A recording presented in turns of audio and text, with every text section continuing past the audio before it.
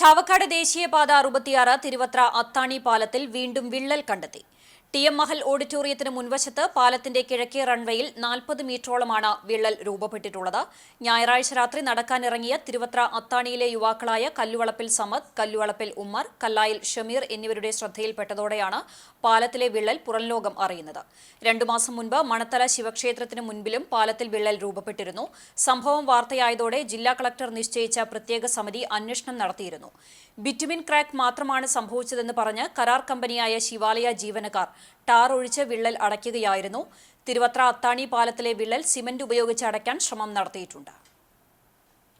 സമയത്താണ് ഇത് നമുക്കൊരു ഹൈവേയിൽ ദേശീയപാത തിരുവത്ര അത്താണിയിലത്തെ ഹൈവേയിൽ ഇങ്ങനെ ഒരു വിള്ളൽ കാണുന്നത്. ഈ വിള്ളൽ കണ്ടതിന് ശേഷം നമ്മൾ നോക്കുന്ന സമയത്ത് ഇതിൻ്റെ കാണാതിരിക്കാൻ വേണ്ടിയിട്ട് ജസ്റ്റ് ഒരു പാച്ച് വർക്കും കൂടി ചെയ്തിട്ടുണ്ട്. ഇതിൻ്റെ മുകളിൽ ജസ്റ്റ് സിമെൻറ്റ് ഇട്ടിട്ട് സിമെൻറ്റ് എംസാൻഡ് ഇട്ട് ജസ്റ്റ് ഒരു പാച്ച് വർക്ക് ചെയ്തിട്ട് കണ്ണിൽ പൊടി ഇടുക എന്നുള്ള രീതിയിൽ ജസ്റ്റ് ഒന്ന് ചെയ്തിട്ടുണ്ട്. നമ്മൾ സാധാരണ കണ്ടിട്ടുള്ള സർവീസ് റോഡിൽ മാത്രമാണ് ഇങ്ങനെ ഒരു വിള്ളൽ വരുമ്പോൾ ജസ്റ്റ് സിമെൻറ്റ് ഇട്ട് ചെയ്തത്. ഇത് നമുക്ക് ഓപ്പൺ ആയി കിടക്കുന്ന ഹൈവേ ആണ്. ജസ്റ്റ് ഒരു കുറച്ച് ദിവസത്തിനുള്ളിൽ ഇത് ഓപ്പൺ ആവുകയും ചെയ്യും. ആ ഒരു ഹൈവേയിലാണ് ഇങ്ങനെ ഒരു വിള്ളൽ വന്നിട്ട് ജസ്റ്റ് പാച്ച് വർക്ക് എന്നുള്ള രീതിയിൽ ചെയ്ത് വെച്ചിട്ടുള്ളത്. ഈ ഒരു സംഭവം ഇനി മുന്നോട്ട് പോയിട്ടുണ്ടെങ്കിൽ വലിയൊരു അപകടമാണ് ഇത് കിടക്കുന്നത്. ഇത് ജസ്റ്റ് നമുക്ക് എന്താ പറയുക തള്ളിക്കളയാൻ പറ്റാത്തൊരു സ്ഥിതിയിലാണ്.